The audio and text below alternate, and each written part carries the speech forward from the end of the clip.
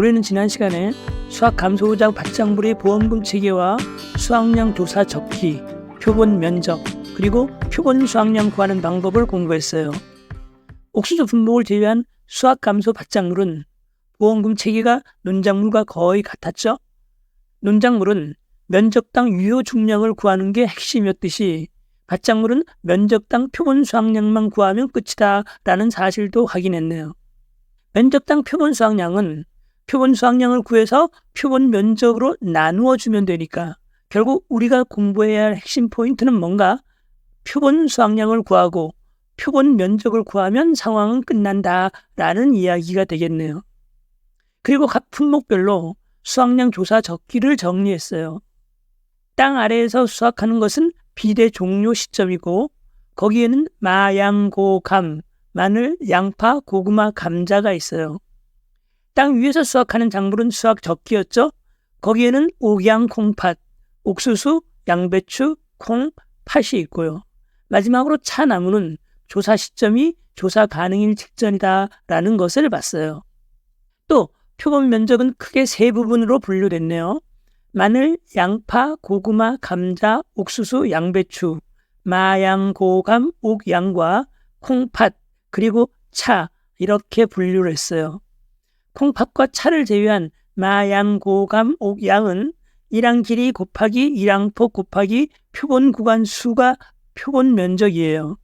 일항 길이는 5주 이상을 기준으로 하죠. 콩팥은 전파와 산파로 나누어졌네요. 전파는 4주 이상의 일항 길이와 일항폭, 표본 구간의 수를 곱해서 구하고 산파는 1제곱미터 규격의 원형태 또는 표본 구간의 가로, 세로 길이를 조사해서 표본 면적을 구했고요. 차는 가로, 세로가 각각 20cm, 즉 0.04제곱미터의 사각형 규격의 태를 표본 구간별로 두 군데씩 선정해서 표본 면적을 구했어요.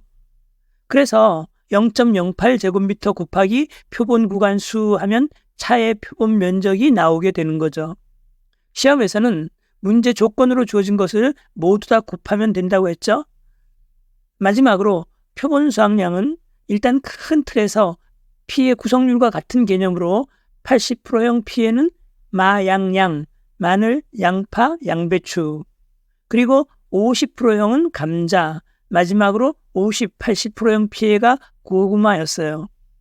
50, 80, 100% 피해 구성률은 과수 품목에서 봤던 기준과 동일한데요. 마늘은 마늘통 최대 지름이 한지형 2cm 미만, 난지형 3.5cm 미만, 양파는 최대 지름이 6cm 미만이면 80%, 100% 피해를 인정하는 거죠. 그 다음에 감자는 최대 지름이 5cm 미만 또는 피해 정도가 50% 이상인 경우에 50% 피해를 인정했고요. 양파와 고구마는 피해 구성률만 있었는데 감자는 특별히 병충해가 있어요. 그 외에 콩팥, 옥수수, 차가 있는데요. 콩팥은 특별히 피해 구성률 개념이 없고 대신 함수율을 조사했어요. 옥수수는 착립장의 길이에 따라서 상품, 중품, 하품으로 구분했는데요. 15cm 이상, 17cm 미만 중품을 기준으로 해서 그것보다 크면 상품, 그것보다 작으면 하품 이렇게 구분했네요. 마지막으로 차는 0.04제곱미터의 규격의 태를 놓고서 새싹의 수와 무게를 조사했어요. 자, 여기까지가 우리가 지난 시간에 공부한 내용인데요. 옥수수를 제외한 밭작물, 수확감소보험 체계를 정리해보면 일단 가피자, 평수미평, 평수미 우리가 알고 있는 그대로예요. 수확량은 조사 대상 면적 수확량 플러스 기타미 면적 수확량, 조기 수확량이고요. 기타미 면적 수확량은 기타미 면적에다가 면적당 평년 수확량을 곱해주면 되겠네요. 조사 대상 면적 수확량은 면적당 표본 수확량에다가 조사 대상 면적을 곱해주면 되고요. 결론적으로 면적당 표본 수확량만 구하면 보험금이 산출된다는 이야기죠. 즉, 표본 수확량을 표본 면적으로 나눈 것, 면적당 표본 수확량만 구하면 밭작물의 수확 감소 보험금은 끝이다 라는 이야기가 되겠네요. 이 면적당 표본 수확량을 구하기 위해 품목별로 하나하나 정리해 볼 텐데요. 우리는 이론서 순서와는 다르게 양배추, 고구마부터 시작을 할 거예요. 이게 무슨 뜻인가? 우리가 과수 품목을 공부할 때 호두에서부터 시작했죠? 호두가 가장 기본이었어요. 거기서 출발해서 품목마다 약간씩 달라지는 부분들을 추가하면서 공부해 나갔죠. 밭작물도 그와 같은 방법으로 정리할 거예요. 가장 기본적인 양배추와 고구마를 보고 거기서 조금씩 변형되는 것을 품목별로 추가해 나가는 방식으로 정리할 거예요. 양배추, 고구마, 양파, 마늘, 콩, 팥, 차, 감자, 옥수수 순서가 될 거예요. 다시 한번 말씀드리지만 공부는 이렇게 해야 돼요. 가장 기본이 되는 걸 먼저 확실히 이해한 다음에 거기서 추가되는 것 또는 변형되는 것들을 살짝 보충해 나가면 되는 거죠. 그게 복잡한 이론서를 간결하게 정리하는 왕도예요. 그래서 우리는 이제 양배추부터 시작할 텐데요. 양배추의 수확량 조사 시점은 수확 적기였죠. 표본 면적은 일항 길이, 일항폭, 표본 구간 수를 곱하고 표본 수확량을 조사하는 방법은 뿌리를 절단해서 외엽 2개를 제외하고 무게를 잰다 했어요. 수확량 산정 방법에서 핵심은 80%형, 100%형 피의 양배추가 있다는 거죠. 이제 표본 수확량을 구할 수 있겠네요. 정상 양배추 중량에다가 80%형 피의 양배추 중량을 합치면 되겠죠? 100%형도 있지만 그것은 100% 완전히 망가진 것들이에요. 이건 버리는 거죠. 그러니까 100%형 피의 양배추는 버리고 정상과 80%형 피의 중량만 합치면 되는데요. 피의 정도가 80%라는 말은 20%만 수확할 수 있다는 의미네요. 결국 20%만 쓸만하다 이런 말이죠. 그래서 0.2를 곱해주는 거예요. 80% 피의 중량에다가 0.2를 곱하면 되는 거죠. 다시 한번요. 표본 수확량은 정상 중량에다가 80%형 피의 중량 곱하기 0.2 한 것을 더해주면 돼요. 그러면 끝이에요. 이해가시죠? 80% 피해를 입은 중량은 20%만 수확할 수 있다는 의미이니까요. 우리는 지금 수확량을 구하고 있잖아요. 1-P의 구성률과 같은 개념인 거죠.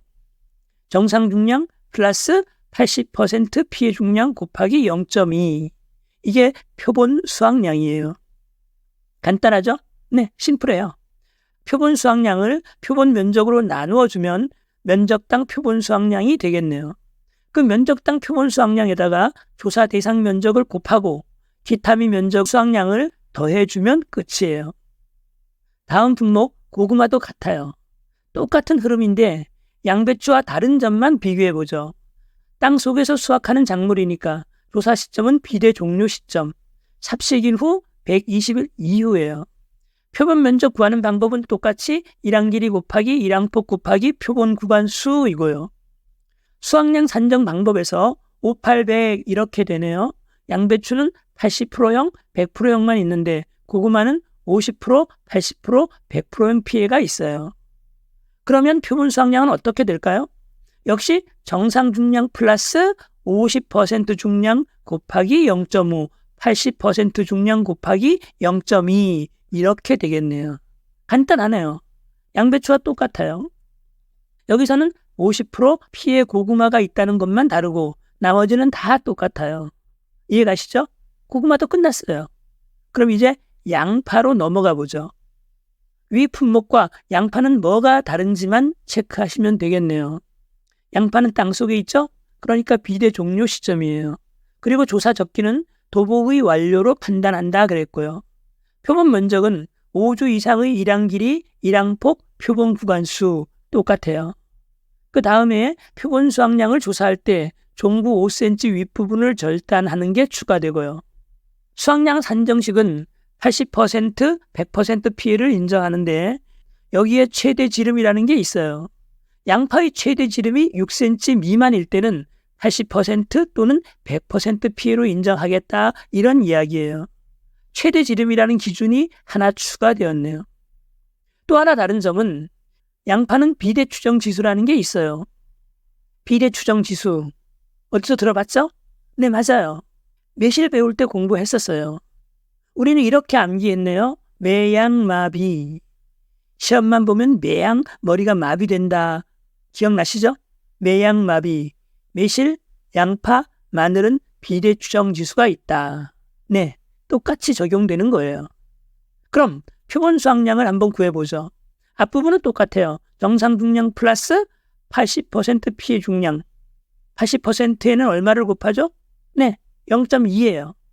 그러니까 정상 중량 플러스 80% 피해 중량 곱하기 0.2가 되겠네요. 여기에 1 플러스 비대 추정 지수를 곱해주면 표본 수확량이 나오겠네요. 즉 정상 중량 플러스 80% 중량 곱하기 0.2에다가 곱하기 1 플러스 비대 추정 지수 이렇게 되는 거죠. 비대 추정 지수는 어떤 개념인가? 수확기에 임박하면 양파, 마늘은 하루가 다르게 급속하게 비대해지거든요. 그래서 수확기보다 며칠만 앞서서 조사를 해도 수확기 때의 중량보다는 작은 값이 나오게 돼요. 그래서 그만큼을 더 보정시켜줘야 한다는 말이에요. 그게 바로 비대 추정 지수인 거죠.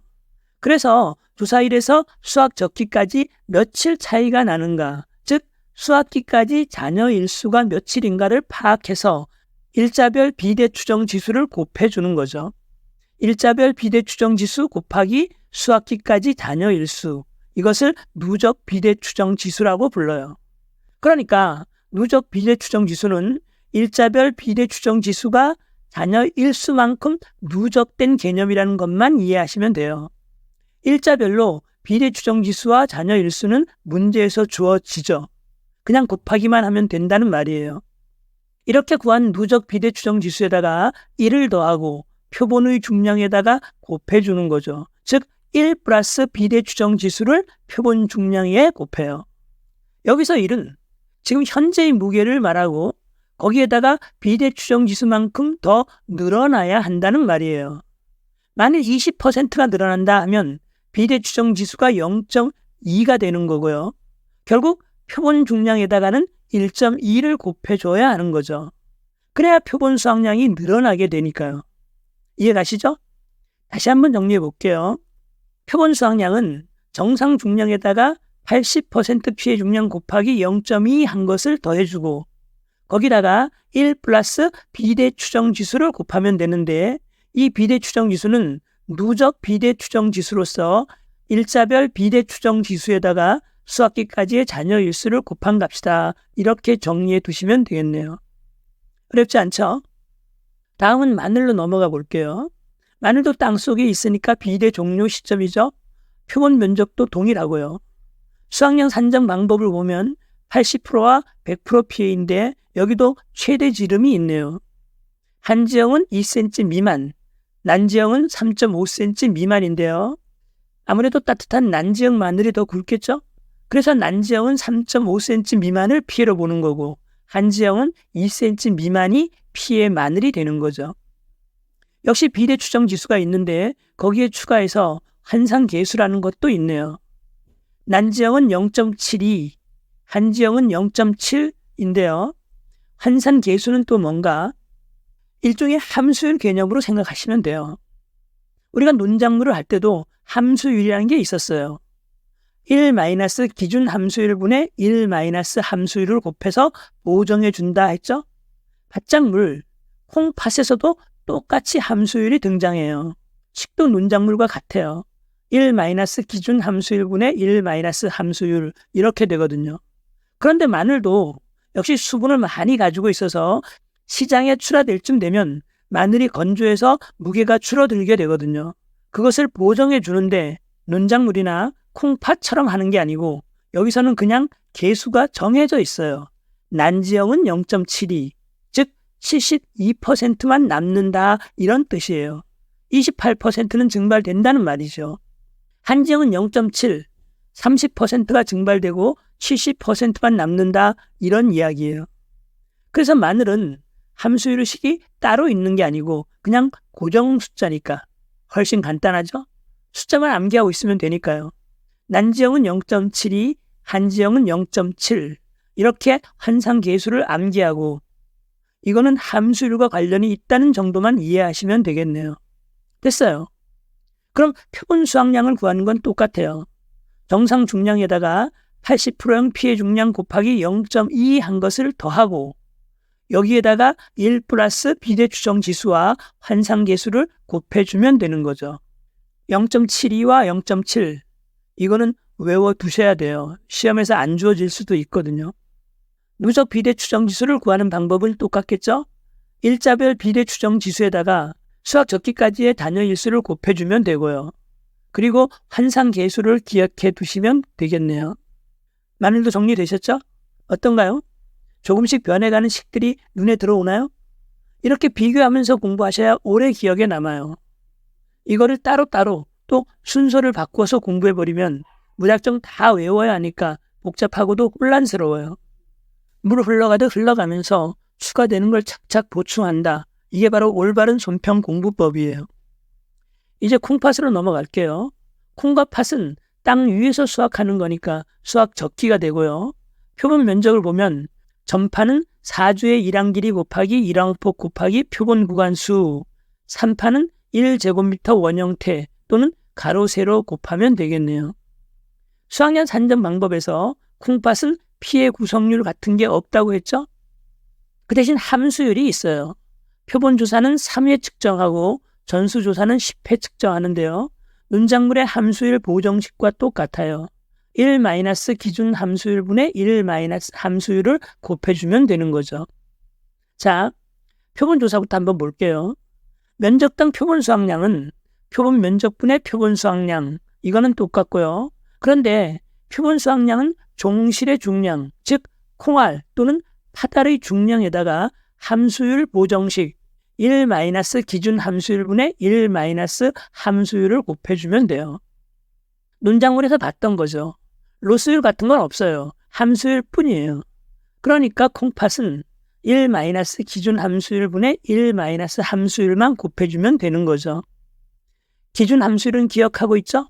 매콩찰, 매콩강에도 찰벼가 있다.